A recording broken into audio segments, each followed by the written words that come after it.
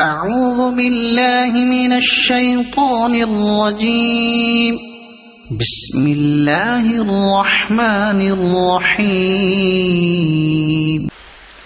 الحمد لله نحمده ونستعينه ونستغفره ونؤمن به ونتوكل عليه ونعوذ بالله من شرور أنفسنا ومن سيئات أعمالنا من يهده الله فلا مضل له ومن يضلله فلا هادي له ونشهد أن لا إله إلا الله وحده لا شريك له ونشهد أن سيدنا وسندنا وحبيبنا ونبينا ومولانا محمدا عبده ورسوله وصلى الله تعالى على خير خلقه محمد وعلى آله وأصحابه أجمعين أما بعد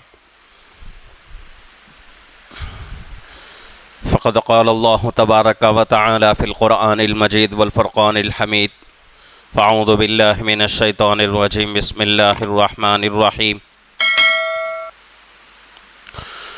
نون والقلم وما يسطرون ما أنت بنعمة ربك بمجنون وإن لك لأجرا غير ممنون وإنك لعلى خلق عظيم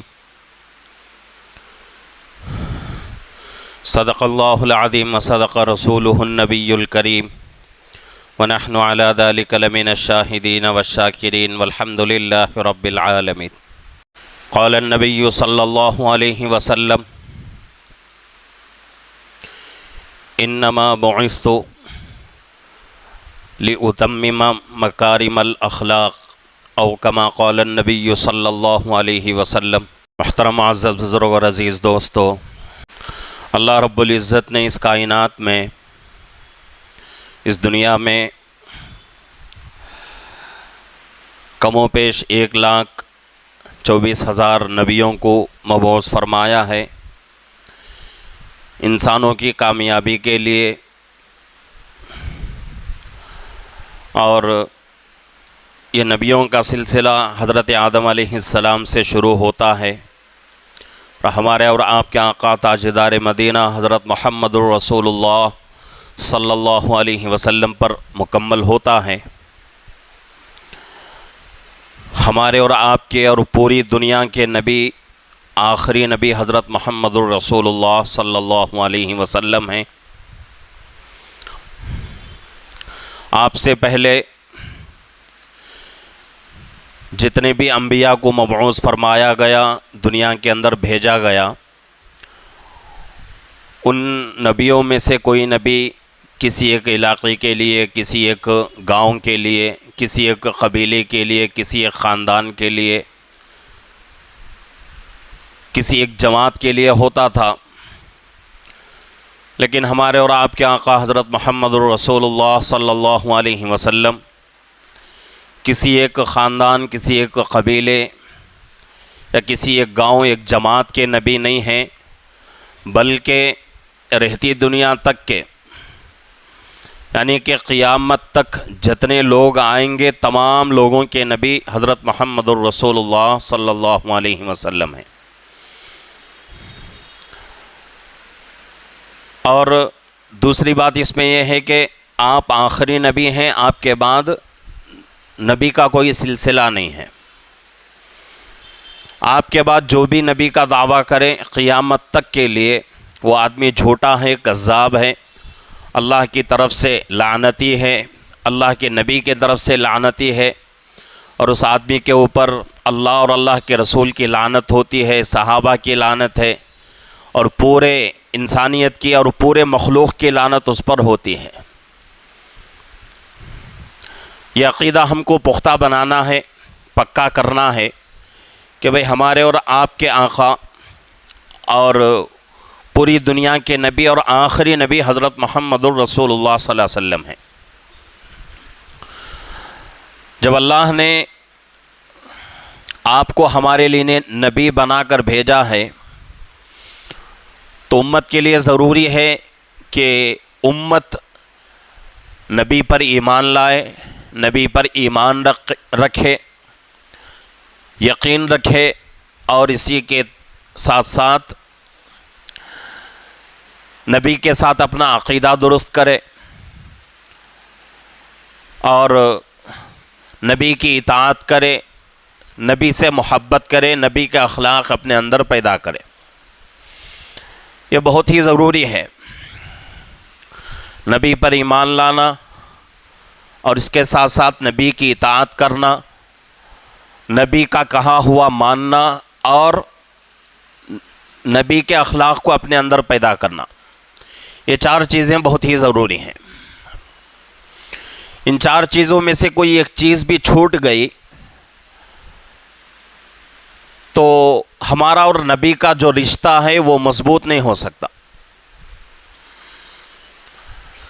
تو نبی پر ایمان لانا بھی ضروری ہے، نبی کی اطاعت کرنا بھی ضروری ہے، اور نبی سے محبت کرنا بھی ضروری ہے، نبی کے اخلاق کو اپنے اندر پیدا کرنا بھی ضروری ہے. تو یہ 4 چیزیں ہو گئیں. ان 4 چیزوں میں سے آج مجھے آخری چیز، یعنی کہ نبی کے اخلاق اور عادتیں کیسی تھیں اور ہمارے اخلاق اور عادتیں کیسی ہیں، اس کے تعلق سے کچھ باتیں عرض کرنا ہے. خطبے کے دوران جو آیت شریفہ میں نے تلاوت کی ہے سورہ قلم کی آیت شریفہ ہے، اور یہ سورہ پارہ نمبر 20 پر 9 اور سورت نمبر 2 ہے. 20 پر 9واں پارہ ہے اور اس پارے میں دوسری سورت ہے. اس کے اندر ایک آیت ہے اِنَّكَ لَعَلَىٰ خُلُقٍ عَظِيمٍ. اس آیت مبارکہ میں اللہ کے نبی صلی اللہ علیہ وسلم کے اخلاق کے بارے میں فرمایا جا رہا ہے کہ آپ کے اخلاق بہت ہی اچھے اور بہت ہی اونچے تھے. اور جیسا کہ ہم لوگ بیانات میں سنتے ہیں کہ نبی بنانے سے پہلے بھی آپ کے اخلاق اچھے تھے، نبی بننے کے بعد بھی آپ کے اخلاق اچھے تھے. مکے میں تھے تب بھی آپ کے اخلاق اچھے تھے، مدینے میں تھے تب بھی آپ کے اخلاق اچھے تھے. ایسا نہیں کہ بھئی نبی بننے سے پہلے آپ کے اخلاق اچھے نہیں تھے، نبی بننے کے بعد آپ کے اخلاق اچھے ہو گئے. مکے میں تھے اس وقت آپ کے اخلاق اچھے نہیں تھے، مدینے کو جانے کے بعد آپ کے اخلاق اچھے ہو گئے، ایسی بات نہیں ہے. جس دن آپ اپنی ماں کے پیٹ سے پیدا ہوئے دنیا میں، تو پیدائش سے ہی آپ کے اخلاق بہت ہی اچھے اور بہت ہی عمدہ تھے. اور یہ نبی کی ایک خوبصورتی کے لیے ہوتی ہے کہ اللہ رب العزت جتنے نبیوں کو دنیا میں بھیجے ہیں ان تمام نبیوں میں سے کسی نبی کے اخلاق خراب نہیں تھے. اگر کسی نبی کے اخلاق خراب ہو تو یہ چیز نبی کی ذات میں عیب ہوتی ہے، اور اللہ رب العزت نبیوں کو ہر عیب سے پاک رکھتے ہیں. نبیوں کی ذات میں کوئی گناہ نہیں ہوتا، کوئی خراب چیز نہیں ہوتی نبی کے اندر، اور کوئی خراب عادتیں نہیں ہوتی نبی کے اندر. یہ ہمارے اور آپ کے جیسے انسانوں کی بات ہے کہ ہمارے اخلاق اچھے بھی ہوتے ہیں، ہمارے اخلاق خراب بھی ہوتے ہیں، ہماری عادتیں اچھی بھی ہوتی ہیں اور کچھ عادتیں خراب بھی ہوتی ہیں. لیکن نبیوں کی ایسی بات نہیں ہے. جب سے نبی پیدا ہوتا ہے اس وقت سے لے کر دنیا سے جانے تک اس کے اخلاق بالکل اچھے اور بہت ہی عمدہ ہوتے ہیں. اللہ رب العزت نبی کی ذات کو ہر چھوٹی چیز سے بچاتے ہیں. جیسا کہ اللہ کے نبی پاک صلی اللہ علیہ وسلم کی سیرت میں ایک واقعہ ملتا ہے، کتابوں میں لکھا ہوا ہے کہ اللہ کے نبی خود فرماتے ہیں کہ میرا بچپن کا زمانہ تھا، میری عمر اس وقت زیادہ سے زیادہ 8-9 سال تھی. تو اس وقت میں کیا کرتا تھا، بکریاں چرایا کرتا تھا. تو ایک مرتبہ ایسا ہوا کہ مکہ میں میلہ لگا، جس کو آج ہم سرکس کہتے ہیں. جیسا آج کے زمانے میں سرکس آتا ہے اور سرکس میں بہت سارے کھیل دکھاتے ہیں اور وہاں بہت سارے لوگ جا کر سرکس دیکھتے ہیں. تو اسی طریقے سے اللہ کے نبی کے بچپن کے زمانے میں بھی مکہ میں سرکس لگا ہوا تھا، جس کو میلہ کہا جاتا ہے اردو میں. تو اس میں لوگ مختلف قسم کے کھیل دکھاتے تھے. تو اللہ کے نبی پاک صلی اللہ علیہ وسلم نے ارادہ فرمایا، اللہ کے نبی خود فرماتے ہیں کہ میرے اندر یہ خواہش پیدا ہوئی کہ بھئی بکریوں کو چرا کر شام میں جاؤں گا، جا کر اس میلے میں شریک ہو جاؤں گا، اس سرکس میں شریک ہو جاؤں گا۔ بکریاں چرا کر شام کو گئے تو اللہ کے نبی صلی اللہ علیہ وسلم اس سرکس میں جانا چاہتے تھے، لیکن اتنی نیند آپ کو غالب آ گئی، آپ مجبور ہو کر سو گئے۔ سو کر اٹھے تو دیکھا کہ پوری رات گزر گئی، صبح ہو گئی اور سرکس ختم ہو چکا تھا۔ اب دوسرے دن پھر بکریوں کو لے کر چرانے چلے گئے جنگل میں۔ اب چراتے چراتے پھر دل میں خیال آیا کہ بھئی رات میں تو چھوڑ گیا تھا، آج کی رات میں کیا کروں گا، سرکس دیکھوں گا۔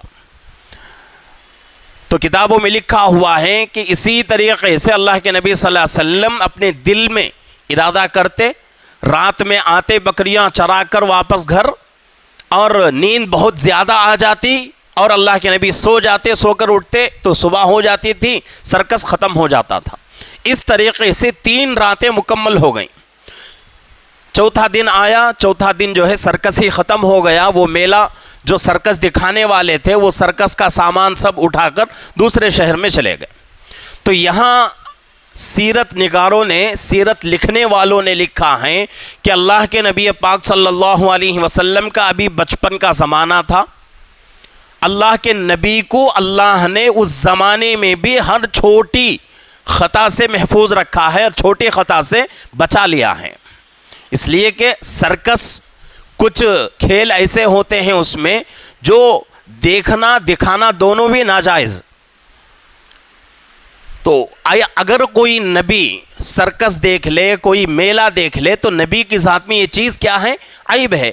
تو اللہ رب العزت نے ہمارے اور آپ کے آقا حضرت محمد الرسول اللہ صلی اللہ علیہ وسلم کو ہر چھوٹی عیب سے بھی محفوظ رکھا ہے۔ کل کے دن کوئی آدمی اللہ کے نبی پر انگلی نہ اٹھائے کہ بھئی دیکھو بچپن میں اللہ کے نبی یہ کام کرتے تھے۔ تو اس لیے اللہ کی نبی کی ذات کو اللہ نے اتنا محفوظ رکھا ہے۔ تو نبی پاک صلی اللہ علیہ وسلم کے اخلاق اور عادتیں پیدائش سے ہی بہت ہی اچھی تھیں، اور آپ جب تک دنیا میں رہے تب تک آخری سانس تک آپ کے اخلاق ویسے ہی رہے، آپ کے اخلاق میں کوئی تبدیلی نہیں آئی۔ تو یہ نبی کے اخلاق تھے، اور ہمارے لیے ضروری ہے کہ نبی کے اخلاق کو اپنے اندر پیدا کریں۔ 4 چیزوں کو اپنے اندر پیدا کرنا ہے، 4 چیزوں کو اپنے اندر لانے کی ضرورت ہے۔ سب سے پہلی چیز نبی پر ایمان ہو، دوسری چیز نبی کی اطاعت کا جذبہ ہمارے اندر ہو، تیسری چیز نبی سے محبت ہمارے اندر ہو، چوتھی چیز نبی کے اخلاق اپنے اندر لائیں۔ یہ 4 چیزیں ہیں، اگر ان میں سے کوئی ایک چیز بھی چھوٹ گئی تو نبی کا اور ہمارا رشتہ باقی نہیں رہے گا۔ ایمان ہے، باقی کی 3 چیزیں نہیں ہیں، فائدہ نہیں۔ ایمان نہیں ہے، باقی کی 3 چیزیں ہیں، کوئی فائدہ نہیں۔ آج ہمارا حال یہی ہے کہ ہم نبی پر ایمان تو لاتے ہیں، لیکن نبی کی اطاعت مکمل طریقے سے نہیں کرتے، اور اس کے ساتھ ساتھ نبی سے محبت نہیں ہے، اور نبی کے اخلاق ہمارے اندر نہیں ہیں۔ اور کچھ لوگ جو کہ مذہب کے اعتبار سے ہندو ہیں، ان کے اندر باقی کی 3 چیزیں ہیں، شروع کی ایک چیز نہیں ہے۔ وہ لوگ کیا کرتے ہیں، نبی کی اطاعت بھی کرتے ہیں اور نبی کے اخلاق کو اپنے اندر پیدا بھی کرتے ہیں، نبی سے محبت بھی کرتے ہیں، لیکن پہلی چیز، بنیادی چیز کیا ہے، نبی پر ایمان لانا۔ وہ لوگ نبی پر ایمان نہیں لاتے، تو اس لیے وہ لوگ بھی خسارے میں ہیں اور ہم لوگ بھی غلط راستے پہ جا رہے ہیں۔ تو 4 چیزیں، جس طریقے سے ایک عمارت کھڑنے کے لیے 4 طرف کے پلر بہت ہی ضروری ہوتے ہیں، اسی طریقے سے دین اور اسلام ہماری زندگی میں باقی رہنے کے لیے نبی کے ساتھ یہ 4 چیزیں بہت ہی ضروری ہیں۔ نبی پر ایمان لانا، اور اس کے ساتھ ساتھ نبی سے محبت، نبی کی اطاعت اور نبی کے اخلاق اپنے اندر پیدا کرنا۔ یہ 4 چیزیں اگر ہماری زندگی میں آ گئیں تو انشاءاللہ اس وقت ہمارا اور نبی پاک صلی اللہ علیہ وسلم کا رشتہ مضبوط ہوگا۔ جب تک یہ 4 چیزیں ہماری زندگی میں مکمل طریقے سے نہیں آ سکتی اس وقت تک ہمارا اور آپ کا یعنی حضرت محمد الرسول اللہ صلی اللہ علیہ وسلم کا رشتہ مضبوط نہیں ہو سکتا۔ آپ کے اخلاق کیسے تھے؟ بہت سارے ایسے واقعات کتابوں میں لکھے ہوئے ہیں۔ قرآن آپ کے اخلاق کی گواہی دیتا ہے، اِنَّكَ لَعَلَىٰ خُلُقٍ عَظِيمٍ، کہ آپ کے اخلاق بہت ہی اچھے تھے، اتنے اچھے تھے کہ آپ کے اخلاق کو دیکھ کر لوگ کیا کرتے تھے؟ ایمان میں داخل ہو جاتے تھے۔ حضرت خباب رضی اللہ عنہ کا واقعہ ہے، ابھی اسلام شروع ہوا ہے، شروع کا زمانہ تھا، ابھی مدینے کو ہجرت کر کے اللہ کے نبی اور حضرات صحابہ نہیں گئے تھے۔ اس سے پہلے کا واقعہ حضرت خباب رضی اللہ عنہ خود فرماتے ہیں کہ مکہ سے ایک وادی جس کا نام وادی مر الزہران ہے، وہ مکہ سے قریب پڑتی تھی، اس وادی میں ہم لوگ تھے، کسی کام سے گئے ہوئے تھے، تو اس وقت کیا ہوا کہ کچھ عورتیں ایک جگہ بیٹھی ہوئی باتیں کر رہی تھیں۔ اس کو سمجھنے کی ضرورت ہے، یہ واقعہ پردے کی آیتیں نازل ہونے سے پہلے کا واقعہ ہے۔ ہم لوگوں کو کیا بھائی کوئی بیان سن لیے، بیان کرنے والے بیان کرتے ہیں، لیکن ہم ایک بات سنتے ہیں ایک بات چھوڑ دیتے ہیں، اس کی وجہ سے ہماری زندگی پر غلط اثر پڑتا ہے۔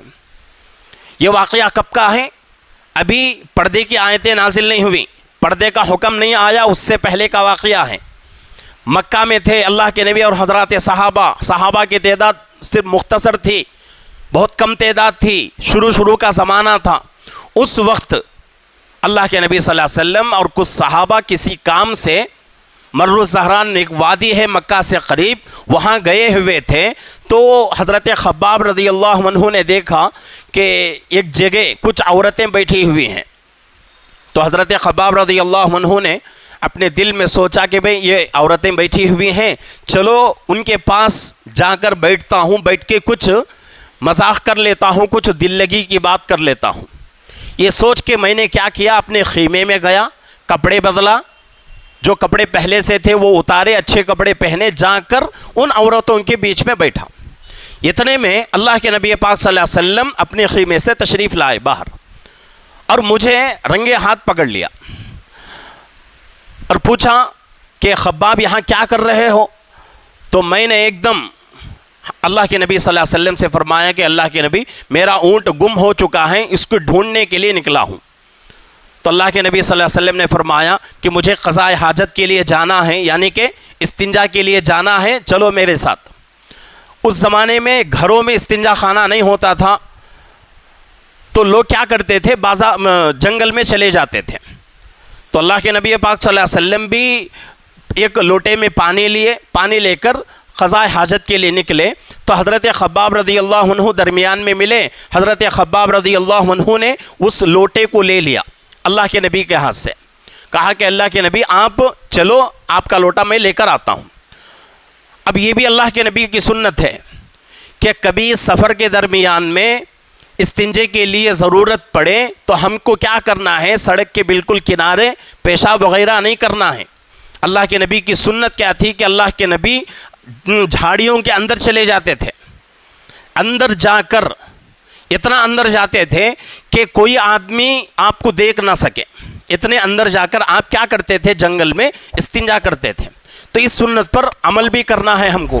کبھی کبھی ہم کسی سفر میں جاتے ہیں، کہیں آنا جانا ہوتا ہے، تو بہت سارے لوگ کیا کرتے ہیں کہ روڈ کے کنارے، سڑک کے کنارے پیشاب کر دیتے ہیں۔ اس سے اللہ کے نبی نے منع بھی فرمایا کہ بھئی اس جگہ جہاں لوگوں کا عام آنے جانے کا راستہ ہو، ایسے راستے میں استنجا مت کرو، استنجا کریں گے تو آنے جانے والوں کو تکلیف ہوگی۔ تو اس لیے اللہ کے نبی نے اس سے منع بھی فرمایا اور عمل کر کے دکھا دیا کہ استنجا کرنے کے لیے کہاں جانا ہے، جھاڑیوں میں، جنگل میں، اندر، اتنے اندر جانا ہے کہ کوئی آدمی ہمارے اوپر نظر نہ ڈال سکے، اتنے اندر جانا یہ اللہ کے نبی کی سنت ہے۔ تو اللہ کے نبی پاک صلی اللہ علیہ وسلم گئے استنجے کے لیے، واپس آئے، استنجا سے فارغ ہو گئے، اور حضرت خباب رضی اللہ عنہ فرماتے ہیں کہ آپ استنجے سے فارغ ہو کر آئے تو میں نے آپ کو وضو وغیرہ کرایا، آپ وضو سے فارغ ہو گئے، اس کے بعد آپ اپنی منزل میں چلے گئے، میں اپنے خیمے میں آ گیا۔ اس کے بعد کیا ہوا، جب بھی میری ملاقات اللہ کے نبی سے ہوتی تھی، اللہ کے نبی مذاق میں مجھ سے کہتے تھے کہ بھئی آپ کے اس اونٹ کا کیا ہوا، کیونکہ حضرت خباب رضی اللہ عنہ نے کہا تھا اللہ کے نبی سے، اللہ کے نبی کے پوچھنے پر اے خباب یہاں کیوں بیٹھے ہو؟ تو حضرت خباب رضی اللہ عنہ نے کیا جواب دیا کہ اللہ کے نبی میرا اونٹ گم ہو گیا ہے، اس کو ڈھونڈنے کے لیے نکلا ہوں۔ حالانکہ حقیقت میں کیا تھا، حضرت خباب رضی اللہ عنہ کا اونٹ گم نہیں ہوا تھا، بلکہ عورتوں کے درمیان حضرت خباب رضی اللہ عنہ بیٹھے تھے مذاق کرنے کے لیے۔ اب اللہ کے نبی کے ہاتھوں پکڑے گئے، اب اللہ کے نبی کے سامنے کھل کر بات نہیں کہہ سکتے، ہمت نہیں تھی، تو اس لیے بات کو ایسے گھما پھرا کر حضرت خباب رضی اللہ عنہ کہنے لگے۔ تو اس کی وجہ سے جب بھی اللہ کے نبی سے آپ کی ملاقات ہو جاتی تھی تو فوراً اللہ کے نبی مذاق میں حضرت خباب رضی اللہ عنہ سے پوچھتے کہ اے خباب تمہارے اس اونٹ کا کیا ہوا؟ تو حضرت خباب رضی اللہ عنہ کہتے ہیں کہ اتنا میرے اندر شرم آ گئی، میں اپنے آپ سے بھی چہرہ چھپانے لگا کہ بھئی اللہ کے نبی سے میں نے کتنا بڑا جھوٹ بولا، اور اللہ کے نبی بار بار اس جھوٹ کو دہرا رہے ہیں، اللہ کے نبی کو کتنی تکلیف ہوئی ہوگی۔ حالانکہ اللہ کے نبی کو معلوم تھا سب کچھ، اگر میں سچ کہہ دیتا تو جان چھوٹ جاتی تھی، لیکن میں نے سچ نہیں کہا، جھوٹ کہا اللہ کے نبی کے سامنے، اور اللہ کے نبی بار بار اس بات کو دہرا رہے ہیں۔ تو حضرت خباب رضی اللہ عنہ کہتے ہیں جتنے دن وہاں رہنا تھا رہے، واپس مدینے کو آ گئے۔ مدینے کو آنے کے بعد میرا دل گوارا نہیں کرتا تھا کہ میں مسجد نبوی میں حضرات صحابہ کی جماعت میں شامل ہو جاؤں۔ کئی دن تک شرم کے مارے میں مسجد نبوی میں سب کے سامنے نہیں جاتا تھا۔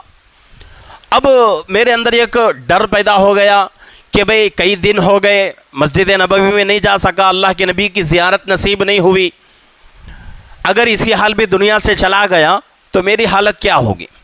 تو میں نے سوچا کہ بھئی چلو ایسا کرتے ہیں کہ ایسے وقت میں مسجد نبوی میں جاؤں گا جس وقت کوئی صحابی مسجد نبوی میں موجود نہ ہو، صرف اللہ کے نبی موجود ہوں، اس وقت میں مسجد نبوی میں جاؤں گا اور اللہ کے نبی سے بات کروں گا۔ تو وہ وقت تلاش کرتے تھے، کوئی وقت ملا، حضرت خباب رضی اللہ عنہ مسجد نبوی میں آ گئے۔ اس وقت مسجد نبوی میں کوئی صحابی نہیں تھے، اللہ کے نبی بھی وہاں موجود نہیں تھے، آ گئے۔ کچھ دیر کے بعد اللہ کے نبی مسجد نبوی میں آ رہے ہیں تو حضرت خباب رضی اللہ عنہ نے فوراً ڈر کے مارے نیت باندھ کے کھڑے ہو گئے، رکعت باندھ کے کھڑے ہو گئے۔ جیسا کہ آج کل یہ چیز جو ہے مدرسوں میں ہوتی ہے کہ چھوٹے بچے نماز کا وقت ہوتا ہے اور نماز کے وقت میں بچے جو ہیں ادھر ادھر کھیلتے رہتے ہیں، بات کرتے رہتے ہیں۔ جب حضرت کے اوپر نگاہ پڑتی ہے یا حضرت کی نگاہ بچوں پر پڑتی ہے تو بچے کیا کرتے ہیں، جلدی سے رکعت باندھ کر کھڑے ہو جاتے ہیں۔ تو اسی طریقے سے حضرت خباب رضی اللہ عنہ نے فوراً رکعت باندھ کے کھڑے ہو گئے اور اللہ کے نبی آ کر پیچھے بیٹھ گئے۔ اب اللہ کے نبی پاک صلی اللہ علیہ وسلم پیچھے ہیں، حضرت خباب رضی اللہ عنہ نماز پڑھ رہے ہیں۔ اب حضرت خباب رضی اللہ عنہ کو یقین ہو گیا کہ بھئی آج ہر حال میں اللہ کے نبی سے واسطہ ضرور پڑے گا، اللہ کے نبی سے بات کیے بغیر میری جان چھوٹ نہیں سکتی۔ ایک طرف جذبہ ہے اللہ کے نبی سے ملنے کا، دوسرے طرف ڈر ہے کہ اگر ملوں تو کیا ہوگا۔ تو اللہ کے نبی صلی اللہ علیہ وسلم پیچھے بیٹھے ہوئے ہیں اور پیچھے بیٹھ کے کہتے ہیں کہ اے خباب آج جتنی بھی لمبی رکعت پڑھنا ہے پڑھ لے، لیکن آج میں تجھے چھوڑنے والا نہیں ہوں۔ عافیت اسی میں ہے کہ نماز کو چھوٹی کر اور سلام پھیر لے۔ تو حضرت خباب رضی اللہ عنہ نماز مختصر کرتے ہیں، سلام پھیرتے ہیں، بات چیت ہوتی ہے تو ہاتھ پکڑ کے معافی مانگتے ہیں۔ حضرت خباب رضی اللہ عنہ فرماتے ہیں کہ اللہ کے نبی اس وقت میں نے آپ سے جھوٹ بولا تھا، واقعہ یہ نہیں تھا، یہ تھا۔ تو اللہ کے نبی فرماتے ہیں کہ بھئی مجھے بھی معلوم ہے یہ واقعہ یہ نہیں ہے، یہ ہے، لیکن میں نے بھی تمہارے ساتھ دل لگی کیا ہے۔ اس کے بعد اللہ کے نبی صلی اللہ علیہ وسلم کے اخلاق دیکھنا ہے ہم کو کہ اتنی بڑی غلطی ہونے کے بعد بھی اللہ کے نبی 3 مرتبہ حضرت خباب رضی اللہ عنہ کو دعا دیتے ہیں کہ اللہ خباب پر رحم فرما، اے اللہ خباب پر رحم فرما، اے اللہ خباب پر رحم فرما۔ یہ اللہ کے نبی پاک صلی اللہ علیہ وسلم کے اخلاق تھے، یہ عادتیں اللہ کے نبی صلی اللہ علیہ وسلم کی تھیں۔ اللہ کے نبی کے بھی اخلاق ویسے ہی تھے اور آپ کے صحابہ کے اخلاق بھی ویسے ہی تھے۔ حضرت عمر فاروق رضی اللہ عنہ کا ایک واقعہ آتا ہے کہ آپ امیر المومنین تھے، اور امیر المومنین ایران سے ایک آدمی جنگ کے موقع پر ایک آدمی قید کر کے لایا جاتا ہے، اب اس کو گردن اڑانا ہے، تو اللہ کے نبی حضرت عمر رضی اللہ عنہ کے خدمت میں پیش ہونے کی درخواست کرتا ہے، تو صحابہ کیا کرتے ہیں، حضرت امیر المومنین عمر رضی اللہ عنہ کے خدمت میں لاتے ہیں، تو بات چیت ہوتی ہے، تو وہ آدمی کہتا ہے کہ بھئی پانی پینا ہے، مجھے پانی پینے کے لیے پانی دے دو۔ تو حضرت عمر رضی اللہ عنہ اپنے جو ہے غلام کے ذریعے سے پانی پہنچاتے ہیں۔ اب پانی کا گلاس ہاتھ میں لیا ہے، پانی پینے کے لیے لیا ہے لیکن نہیں پی رہا ہے۔ حضرت عمر رضی اللہ عنہ پوچھتے ہیں کہ بھئی پانی کا آپ نے سوال کیا، پانی ہم نے دے دیا، پانی پی لو جلدی۔ تو حضرت عمر رضی اللہ عنہ سے وہ آدمی کہتا ہے کہ عمر، مجھے یہ ڈر ہے کہ اگر میں پانی پیتا ہوا بے غفلت میں ہو جاؤں تو کہیں ایسا نہ ہو کہ تم میری گردن اڑا دو، مجھے یہ ڈر ہے۔ تو حضرت عمر رضی اللہ عنہ وعدہ کرتے ہیں کہ بھئی جب تک تم پانی نہیں پیتے ہم آپ کو کچھ نہیں کہیں گے۔ تو وہ آدمی عقل مندی سے گلاس جو پانی کا تھا نیچے رکھتا ہے اور کہتا ہے کہ اے عمر، آپ نے وعدہ کیا ہے مجھ سے کہ جب تک آپ پانی نہیں پیتے تب تک ہم آپ کو کچھ نہیں کہیں گے، میں بھی وعدہ کرتا ہوں کہ میں اس کے بعد سے پانی نہیں پیوں گا۔ اب وعدہ ہو گیا حضرت عمر رضی اللہ عنہ کا کہ بھئی پانی پینے تک ہم آپ کو کچھ نہیں کہیں گے، اور وہ آدمی بھی ہٹ دھرمی میں آ گیا کہ میں پانی نہیں پیوں گا۔ تو جیسے ہی یہ بات چیت ہوتی ہے تو حضرت عمر رضی اللہ عنہ کو رحم آ جاتا ہے اس پر، کہتے ہیں کہ بھئی پانی اگر پیو نہ پیو لیکن ہم آپ کو آزاد کرتے ہیں، آپ کی جان کو کوئی بھی تکلیف نہیں دیں گے۔ تو یہ اخلاق دیکھ کر فوراً وہ آدمی ایمان قبول کرتا ہے۔ تو یہ ہمارے صحابہ، تابعین، تبع تابعین، بڑوں کے اور اللہ کے نبی پاک صلی اللہ علیہ وسلم کے اخلاق تھے۔ لوگ کہتے ہیں کہ بھئی تلوار کے زور پر دین پھیلا ہے، لیکن قرآن یہ کہتا ہے، حدیث یہ کہتی ہے کہ محبت کی وجہ سے دین پھیلنا شروع ہوا ہے۔ آپ کے اخلاق مکہ میں تھے وہی اخلاق تھے، مدینے کو آئے وہی اخلاق۔ مکہ میں جب تھے تو اس وقت آپ کے اخلاق کو دیکھ کر اتنا زیادہ دین نہیں پھیلا، لیکن مدینے کو آنے کے بعد آپ کے اخلاق کو دیکھ کر دین بہت زیادہ مقدار میں پھیلنا شروع ہوا۔ وجہ کیا ہے؟ وہ جس وقت آپ مکہ میں تھے اس وقت آپ بادشاہ نہیں تھے، حاکم نہیں تھے، آپ کے ہاتھ میں حکومت نہیں تھی بلکہ حکومت دوسروں کے ہاتھ میں تھی، آپ بھی رعایا بن کے زندگی گزارتے تھے۔ لیکن مدینے کو آنے کے بعد آپ بادشاہ یعنی کہ مسلمانوں کے آپ امیر بنے، مسلمانوں کے آپ رہنما بنے، تو اس کے بعد آپ کے ہاتھ میں حکومت آئی، تو اس کے بعد لوگ آپ کے اخلاق کو دیکھنا شروع کیے۔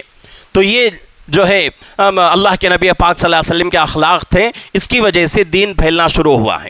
تو ہمارے لیے ضروری ہے کہ یہ چار چیزیں اپنے اندر پیدا کریں۔ ایک، نبی سے ایمان ہو، دوسری چیز نبی کی اطاعت کا جذبہ ہو، تیسری چیز نبی سے محبت ہو، چوتھی چیز نبی کے اخلاق ہمارے اندر آئیں۔ اگر یہ چار چیزیں آ گئیں تو انشاءاللہ نبی سے ہمارا رشتہ مضبوط ہو جائے گا۔ اللہ رب العزت سے دعا ہے کہ اللہ رب العزت ہم تمام کو ان چار چیزوں کو اپنی زندگی میں پیدا کرنے کی، اور خصوصاً نبی صلی اللہ علیہ وسلم کے اخلاق کو اور صحابہ کے اخلاق کو اپنے اندر پیدا کرنے کی اللہ ہم سب کو توفیق عطا فرمائے۔ آمین۔ وآخر دعوانا الحمد للہ رب العالمین۔